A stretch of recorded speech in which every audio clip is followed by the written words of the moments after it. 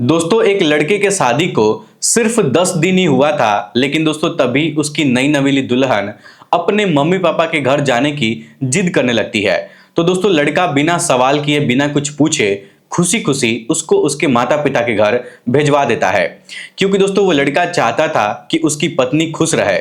लेकिन दोस्तों जैसे ही उसकी पत्नी अपने मम्मी पापा के घर पहुंचती है, तभी दोस्तों तुरंत उसको फोन करती है और कुछ ऐसा बोल देती है जिसको सुनकर उस लड़के के पैरों तले जमीन खिसक जाती है।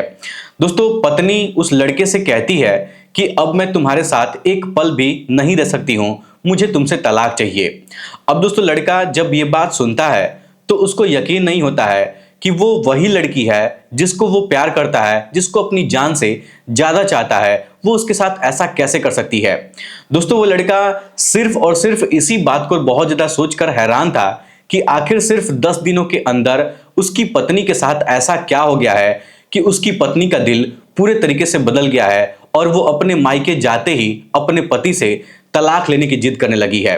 दोस्तों उस लड़के ने अपनी पत्नी को समझाने की बहुत कोशिश किया था, लेकिन उसकी पत्नी उसकी बात को मानने के लिए तैयार नहीं होती है। आखिरकार दोस्तों शादी के 10 दिनों के अंदर ही दोनों पति और पत्नी के बीच में ऐसा क्या हो गया था जिस वजह से लड़की अपने पति से तलाक लेना चाहती थी। दोस्तों क्या इसके पीछे कोई साजिश थी या फिर कोई ऐसा राज छिपा हुआ था जो वो लड़की अपने पति को बताना नहीं चाहती थी। दोस्तों पूरी घटना की सच्चाई जानने के लिए इस वीडियो को पूरा जरूर देखिएगा, और वीडियो को अभी तक आप लोग लाइक नहीं किए हैं तो वीडियो को लाइक कर दीजिए और चैनल को सब्सक्राइब कर दीजिए। दोस्तों ये सच्ची घटना उत्तर प्रदेश के आगरा के एक छोटे से गांव की है। श्रुति नाम की लड़की वहीं पर रहती थी। दोस्तों श्रुति के घर में उसके माता पिता थे और उसका एक छोटा भाई था। दोस्तों श्रुति के पिताजी सरकारी नौकरी करते थे, इसीलिए घर में पैसे की कोई दिक्कत नहीं थी। श्रुति जब भी अपने पापा से किसी चीज का डिमांड करती थी तो उसके पापा तुरंत लाकर उसको दे दिया करते थे। इसीलिए दोस्तों कहीं ना कहीं जो श्रुति है ना, उसके अंदर घमंड आ चुका था। दोस्तों श्रुति खुद को सबसे ज्यादा खूबसूरत और सबसे ज्यादा अमीर समझा करती थी। यहां तक कि श्रुति अपने सहेलियों का भी मजाक उड़ाया करती थी। कभी कभी उनकी खूबसूरती को लेकर ताना मारा करती थी, तो कभी कभी उनके कपड़ों को देखकर ताना मारा करती थी। और तो और दोस्तों गरीब लोगों को नीचा दिखाया करती थी। श्रुति का ये बचपन से ही आदत था। दोस्तों मैं आपको बता दूं कि श्रुति को लगता था ना कि कोई राजकुमार आएगा, उससे शादी करेगा, जिसके पास ढेर सारा पैसा होगा, धन होगा, दौलत होगा, दिखने में वो किसी हीरो से कम नहीं होगा। तभी दोस्तों एक दिन श्रुति की एक सहेली की शादी थी, तो श्रुति सबसे महंगा कपड़ा पहनकर उसकी शादी में गई हुई थी। वहां पर लोग उसके कपड़े को देखकर, उसके गहनों को देखकर उसकी बहुत वाहवाही कर रहे थे, उसकी बहुत तारीफ करने लगे थे। लेकिन दोस्तों थोड़ी देर के बाद जब बारात आती है तो श्रुति दूल्हे को देखने के लिए चली जाती है। लेकिन दोस्तों जैसे ही श्रुति उस दूल्हे को देखती है तो देखकर जोर जोर से ठठा ठठाकर हंसने लगती है, उसका मजाक उड़ाने लगती है। दोस्तों श्रुति ताना मारते हुए अपनी सहेली से कहती है कि तू अपनी जिंदगी इसके साथ कैसे बिताएगी? तुम्हारे दूल्हे को देखकर तो ऐसा लगता है जैसे किसी की भूख मर जाएगी। उसके पास तो पहनने के लिए ढंग का कपड़ा भी नहीं है, ऐसा लगता है कि वो बहुत गरीब घर का लड़का है। अब दोस्तों इस बात को सुनकर श्रुति की जो सहेली होती है, जिसकी शादी होती है, वो एकदम से फूट फूट कर रोने लगती है। तभी दोस्तों उसके सहेली के माता पिता वहां पर आ जाते हैं और वो लोग उसको बहुत समझाते हैं, तब जाकर श्रुति की सहेली शादी करने के लिए तैयार हो जाती है।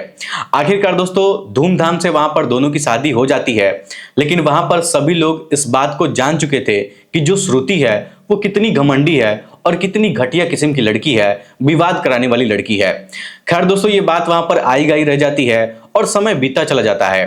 तभी दोस्तों एक दिन श्रुति के इंस्टाग्राम पर एक फ्रेंड रिक्वेस्ट आता है। दोस्तों श्रुति जब उसके प्रोफाइल को चेक करती है तो उसकी आंखें एकदम से चमक जाती है। दोस्तों मैं आपको बता दूं कि श्रुति देखती है कि उस लड़के के पास बड़ा बड़ा बंगला है, महंगी महंगी गाड़ियां हैं, घर में स्विमिंग पूल है और महंगे महंगे कपड़ा पहनता है। दोस्तों उस लड़के का हाव भाव देखकर श्रुति को पूरे तरीके से यकीन हो गया था कि वो लड़का बहुत अमीर घराने का रहने वाला है। अब दोस्तों श्रुति तुरंत उसका फ्रेंड रिक्वेस्ट एक्सेप्ट कर लेती है।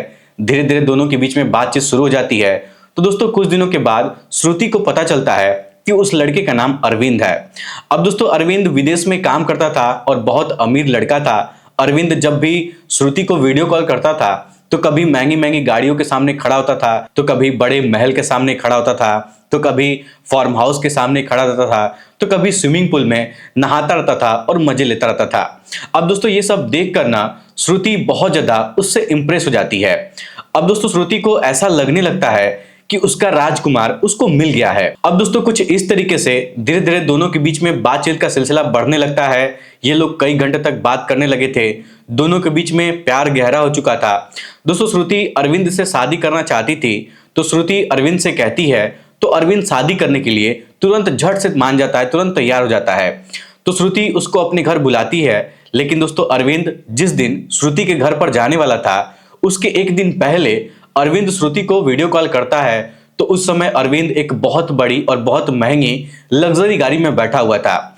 श्रुति जब उसको उस गाड़ी के अंदर देखती है तो उसको देखती ही रह जाती है और सोचती है कि वो कितना अमीर लड़का है, कितना स्टाइलिश लड़का है, दिखने में कितना हैंडसम लगता है, बिल्कुल मेरे राजकुमार जैसा है। लेकिन दोस्तों अगले दिन जब अरविंद श्रुति से मिलने के लिए उसके घर पर जाता है तो श्रुति उसको देखकर एकदम से चौंक जाती है, क्योंकि दोस्तों उस दिन अरविंद किसी महंगी कार से वहां पर नहीं गया था, बल्कि एक ऑटो रिक्शा से गया हुआ था। दोस्तों अरविंद को देखकर श्रुति के चेहरे से जो हंसी होती है वो एकदम से गायब हो जाती है और सन्नाटा छा जाता है। श्रुति हिचकिचाते हुए अरविंद से पूछती है कि ये सब क्या है, तुम तो कार से आने वाले थे लेकिन ऑटो से क्यों आए हो। तब दोस्तों अरविंद मुस्कुराते हुए कहता है कि अरे मेरी गाड़ी का टायर पंचर हो गया था, इसीलिए मैं ऑटो रिक्शा से आया हूँ, ड्राइवर को भेज दिया हूँ पंचर बनवाने के लिए। अब दोस्तों इस बात को सुनकर श्रुति और भी ज्यादा उससे इंप्रेस हो जाती है। श्रुति को लगता है कि ये लड़का कितना अमीर है, कितना शरीफ है, और अमीर नहीं है बल्कि सीधा साधा भी लड़का है, जमीन से जुड़ा हुआ लड़का है।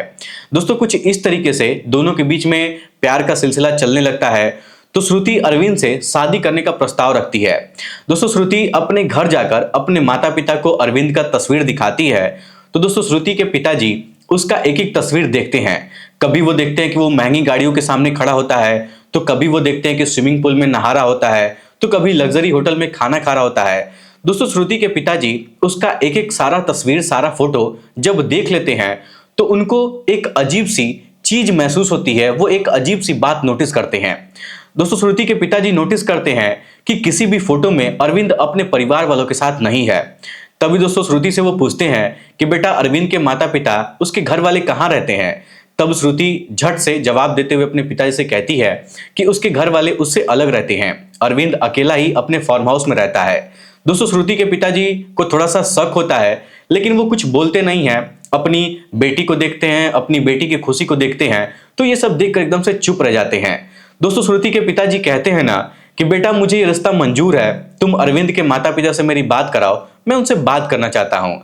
तब दोस्तों श्रुति अरविंद को फोन करती है और उससे कहती है कि तुम अपने माता पिता से हमारी शादी की बात करो, मेरे पापा तुम्हारे माता पिता से बात करना चाहते हैं। तब दोस्तों अरविंद कहने लगता है कि नहीं श्रुति, मैं अभी अपने पापा से नहीं मिलवा सकता हूं, मेरे पापा मुझसे बहुत नाराज हैं, गुस्सा है, वो मुझसे बात नहीं करना चाहते हैं, इसीलिए मैं तुमसे कोर्ट मैरिज करना चाहता हूं। उसके बाद हम दोनों लोग अपने बंगले में रहेंगे, फिर धीरे धीरे मैं अपने मम्मी पापा को मना लूंगा। अब दोस्तों श्रुति को भी इस बात पर कोई ऐतराज नहीं होता है। श्रुति अरविंद की बात को समझती है, उसकी बात को मानती है, क्योंकि दोस्तों श्रुति चाहती थी ना कि बस कैसे भी करके उसकी शादी अरविंद से हो जाए। तभी दोस्तों एक दिन श्रुति अपने उस दोस्त को, अपनी उस सहेली को फोन करती है जिसके शादी में जाकर बवाल खड़ा की थी। दोस्तों श्रुति उससे कहती है ना कि देखो तुम्हारा दूल्हा कितना गंदा है, लेकिन मेरा दूल्हा बहुत खूबसूरत है, वो राजकुमार की तरह दिखता है।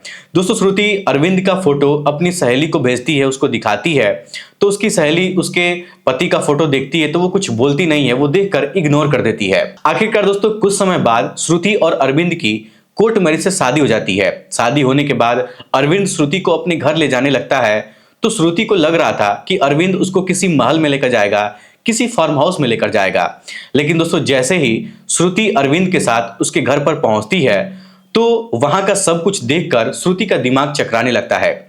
श्रुति गुस्से से अरविंद से कहने लगती है कि अरविंद ये सब क्या है, तुम्हारा ये घर है। दोस्तों मैं आपको बता दूं ना कि श्रुति के आंखों के सामने एक सिंपल सा साधारण सा घर था। वहां पर ना तो महंगी गाड़ियां खड़ी थी, ना ही कोई स्विमिंग पूल था, और ना ही वहां पर नौकर चाकर थे। सब कुछ बहुत सिंपल था। दोस्तों श्रुति जब घर के अंदर गई तो अरविंद उसको अपने परिवार से मिलवाता है, अपने माता पिता से मिलवाता है। तो अरविंद के माता पिता बहुत साधारण थे, वो लोग आम लोगों की तरह अपनी जिंदगी जी रहे थे। अब दोस्तों ये सब देखकर श्रुति का दिमाग बहुत ज्यादा खराब हो जाता है और श्रुति अरविंद से पूछने लगती है कि अरविंद ये सब क्या चल रहा है, तुम तो बहुत अमीर थे, करोड़पति थे, तुम्हारे पास फार्म हाउस था, महंगी महंगी गाड़ियां थी, लेकिन अब ये सब कहां चला गया। दोस्तों कुछ इस तरीके से श्रुति जब अरविंद से पूछने लगती है तो अरविंद का जवाब सुनकर उसके पैरों के नीचे से जमीन खिसक जाती है।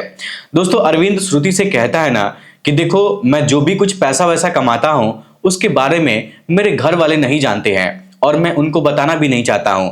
मैं कुछ समय बाद उनको सरप्राइज देना चाहता हूं, उनको अपने फार्म हाउस पर लेकर जाऊंगा और हम सभी लोग वहीं पर रहेंगे। अब दोस्तों श्रुति के मन में बहुत सारे सवाल चलने लगे थे। श्रुति सोचने लगी थी कि क्या वो जिस व्यक्ति से शादी की है वो व्यक्ति करोड़पति है, अरबपति है, या फिर उसके सामने वो कोई दिखावा कर रहा है, या फिर वो फकीर है। दोस्तों कुछ इस तरीके से धीरे धीरे दिन गुजरता है और जब दोनों की शादी को लगभग 10 दिनों का वक्त बीत जाता है तभी दोस्तों एक दिन श्रुति अरविंद की छोटी बहन से बात कर रही होती है। उसके साथ हंसते खेलते हुए उससे पूछ लेती है कि बेटा तुम्हारे भैया क्या काम करते हैं। तब दोस्तों अरविंद की छोटी बहन श्रुति को बताती है कि मेरे भैया एक बहुत बड़े साहब के फार्म हाउस पर काम करते हैं, वहां पर साहब लोग पार्टी करने के लिए आते हैं तो मेरे भैया वहां पर उन लोग का देखभाल करते हैं, फार्म हाउस का देखभाल करते हैं। अब दोस्तों इस बात को सुनकर श्रुति का जो दिल है ना वो जोर जोर से धड़कने लगता है। तभी दोस्तों श्रुति तुरंत अपना फोन निकालती है और अरविंद का भेजा हुआ वो सारा फोटो फार्म हाउस का जब उस छोटी सी उसकी बहन को दिखाती है तो दोस्तों अरविंद की छोटी सी बहन हंसते हुए मुस्कुराते हुए श्रुति से कहती है कि अरे ये तो वही साहब का फार्म हाउस है जहां पर मेरे भैया काम करते हैं। साहब लोग जब फार्म हाउस पर नहीं रहते हैं तो हमारे भैया वहां पर अकेले रहते हैं और वो फार्म हाउस का देखभाल करते हैं। अब दोस्तों इस बात को सुनकर श्रुति को बहुत बड़ा झटका लग जाता है। श्रुति को ये बात समझने में देर नहीं लगती है कि जो अरविंद उसका पति है वो कोई करोड़पति नहीं है बल्कि एक नौकर है और उस बड़े से फार्म हाउस का चौकीदार है। अब दोस्तों श्रुति को बहुत ज्यादा गुस्सा आ जाता है और वो सोचती है कि अभी मैं अरविंद के पास जाकर उससे पूरी बात पूछूं कि तुम मेरे साथ ऐसा क्यों किए हो, मुझसे झूठ क्यों बोले हो। दोस्तों वो लड़ाई करने के मूड में थी कि वो उसके साथ इतना गलत क्यों किया है। लेकिन दोस्तों फिर श्रुति अपने मन में एक प्लान बनाती है और एक ऐसा साजिश रचती है जिसको अगर आप लोग सुनेंगे ना तो आप लोग के भी होश उड़ जाएंगे। दोस्तों जैसे ही शाम का वक्त होता है ना तो श्रुति अरविंद के पास जाती है और उससे कहती है कि यहाँ पर मुझे कई दिन बीत गए हैं, मेरा मन नहीं लग रहा है, मुझे यहाँ पर अच्छा नहीं लग रहा है, मैं अपने मम्मी पापा के घर जाना चाहती हूँ। तब दोस्तों अरविंद उससे कहता है कि देखो मेरे पास टाइम नहीं है, तुम अकेली चली जाओ, मैं बाद में तुमको लेने के लिए आ जाऊंगा। अब दोस्तों श्रुति मुस्कुराते हुए अपना सर हिलाती है और फिर अपना सारा सामान पैक करती है और सारा सामान लेकर अपने मम्मी पापा के घर चली जाती है। जब घर पर जाती है तो सीधा अपने कमरे के अंदर जाती है, दरवाजा बंद करती है, अपना फोन निकालती है और अरविंद को फोन मिलाती है और उससे कहती है कि अरविंद आज के बाद से मैं तुम्हारे घर पर कभी भी कदम नहीं रखूंगी, मुझे तुमसे तलाक चाहिए। अब दोस्तों इस बात को सुनकर अरविंद बहुत ज्यादा चौंक जाता है और फिर उससे कहता है कि श्रुति तुम अचानक ये सब बात क्यों कर रही हो, आखिर हुआ क्या है। तब दोस्तों श्रुति गुस्से में होकर कहती है कि अरविंद तुमने मुझसे झूठ बोला है, तुम कोई करोड़पति नहीं हो, तुम्हारे पास ना तो कोई बंगला है ना ही कोई गाड़ी है, तुम सिर्फ और सिर्फ एक नौकर हो, एक चौकीदार हो। मुझे तुम्हारे साथ इस झूठ के बनाए हुए रिश्ते पर नहीं रहना है, मुझे तुमसे तलाक चाहिए। अब दोस्तों अरविंद जब ये बात सुनता है ना कि उसको सच्चाई पता चल चुकी है तो उसके पास कहने के लिए कुछ नहीं बचता है। अरविंद एकदम से चुप हो जाता है। फिर कुछ देर बाद अरविंद कहता है कि श्रुति हम देखो एक दूसरे से हम लोग प्यार करते हैं, हम लोग के बीच में जो भी कुछ हुआ है उससे भूल जाओ, हम लोग कोई रिश्ते को तोड़ने की कोशिश मत करो। तब दोस्तों श्रुति हंसने लगती है और कहती है कि देखो झूठ के बुनियाद पर बना हुआ रिश्ता कभी भी टिकता नहीं है और मैं तुम्हारे साथ नहीं रहना चाहती हूँ। अब दोस्तों अरविंद श्रुति को मनाने की बहुत कोशिश करता है लेकिन जब श्रुति मानती नहीं है तो दोस्तों अरविंद को भी गुस्सा जाता है और अरविंद श्रुति से कहता है कि ठीक है, जब तुम मेरी बात नहीं मानोगी तो मैं जिंदगी भर जब तक जीऊंगा तब तक तुमको तलाक नहीं दूंगा। अब दोस्तों इस बात को सुनकर श्रुति के हाथ और पैर दोनों कांपने लगते हैं। श्रुति बहुत ज्यादा डर जाती है और डर के मारे फोन काट देती है और फूट फूट कर रोने लगती है। तभी दोस्तों दौड़ते हुए उसके माता पिता उसके पास आते हैं। श्रुति के पिताजी उसको गले से लगाते हैं और उससे पूछते हैं कि बेटी तुम क्यों रो रही हो, क्या हुआ है। तब दोस्तों रोते हुए श्रुति अपनी पूरी कहानी अपने मम्मी और अपने पापा को बताती है। तो दोस्तों उसकी माँ उसको पकड़कर बैठ जाती हैं और वो भी फूट फूट कर रोने लगती हैं। तभी दोस्तों श्रुति के पिताजी उससे कहते हैं कि बेटा मैं तुमसे तो पहले ही कहा था कि शादी करने से पहले लड़के के बारे में थोड़ा जांच पड़ताल कर लो, उसके घर के परिवार के बारे में पता कर लो कि वो कैसा है। लेकिन तुमने हमारी एक बात नहीं मानी। अब जो भी गलती तुम की हो उसका खामियाजा तो तुम्हें भुगतना ही पड़ेगा। अब दोस्तों इस बात को सुनते ही जो श्रुति होती है वो अपने पिताजी को और भी कस के गले से लगा लेती है और फुट फुट कर रोने लगती है और रोते हुए कहती है कि पिताजी, मुझसे बहुत बड़ी गलती हो गई है। मैं उस समय नादान थी, लेकिन अब मैं सब कुछ समझ गई हूँ। आखिरकार दोस्तों श्रुति के पिताजी उसको अपने सीने से लगाते हैं और फिर उसको लेकर कोर्ट में चले जाते हैं और अरविंद के खिलाफ धोखाधड़ी का केस दर्ज भी करवाते हैं। लेकिन दोस्तों जब ये बात श्रुति के सहेलियों को पता चलती है कि उसका पति उसके साथ धोखा कर दिया है, तो दोस्तों श्रुति की सहेलियां उसका मजाक उड़ाना शुरू कर देती हैं। क्योंकि दोस्तों श्रुति भी अपनी सहेलियों का मजाक उड़ाने में कोई कसर नहीं छोड़ती थी। दोस्तों श्रुति की सहेलियां उससे कहती हैं कि तुम्हारा पति तो तुमको अपने सपनों की महल में लेकर जाने वाला था, लेकिन असल में वो राजकुमार नहीं है बल्कि एक चौकीदार है, एक नौकर निकला है। इतना कहने के बाद जो श्रुति की सहेलियां होती हैं वो जोर जोर से दहाड़े मार मार कर हंसने लगती हैं। अब दोस्तों इस बात को सुनकर श्रुति के चेहरे से रंग उड़ जाता है। श्रुति सोचने लगती है कि कैसे वो अपने सहेलियों के पति का मजाक बनाया करती थी और उनको दिखाया करती थी कि उसका पति कितना अमीर है, कितना पैसा वाला है। लेकिन जब हकीकत उन लोगों के सामने आता है कि उसका पति एक नौकर है, ना कि करोड़पति है, तो वो दोस्तों बहुत ज़्यादा मायूस हो जाती है, वो बहुत ज़्यादा परेशान हो जाती है। खैर दोस्तों कुछ दिन के बाद ये मामला कोर्ट में जाता है, तो श्रुति सारा सबूत कोर्ट के सामने पेश करती है। जज साहब के सामने अरविंद का वो सारा फोटोग्राफ दिखाती है और दोस्तों जज साहब एक एक चीज जब बारीकी से देखते हैं और जब श्रुति की पूरी कहानी सुनते हैं और जब अपना फैसला सुनाते हैं, तो दोस्तों सभी के होश उड़ जाते हैं। दोस्तों श्रुति और अरविंद के बीच में कोर्ट से तलाक हो जाता है। लेकिन दोस्तों कहानी यहीं पर खत्म नहीं होती है। अरविंद के ऊपर धोखाधड़ी का केस दर्ज किया जाता है, क्योंकि दोस्तों अरविंद ने श्रुति को झूठा सपना दिखाया था, उसका धोखा में रखा था, इसीलिए कानून ने उसको सजा सुना दिया था और उसको जेल में डाल दिया था। अब दोस्तों श्रुति अभी अकेली पड़ जाती है और अपनी किस्मत को कोसने लगती है। दोस्तों मैं आपको बता दूं कि वो सोचती है ना कि अगर उस दिन वो अपने माता पिता की बात मान गई होती तो शायद उसके जीवन में ऐसा हादसा नहीं हुआ होता। दोस्तों अब मैं आप लोगों से एक सवाल करना चाहता हूं कि क्या श्रुति के साथ जो भी कुछ हुआ था वो सही हुआ था या गलत हुआ था? क्या अरविंद को सजा मिलनी चाहिए थी या सजा नहीं मिलनी चाहिए थी? उसकी गलती थी या नहीं थी? इस बात का जवाब आप लोग हमें कमेंट बॉक्स में जरूर बताइएगा। फिलहाल दोस्तों आज की इस वीडियो में इतना ही। वीडियो पसंद आए तो वीडियो को लाइक, चैनल सब्सक्राइब जरूर करिएगा। आप सभी लोगों का बहुत बहुत धन्यवाद।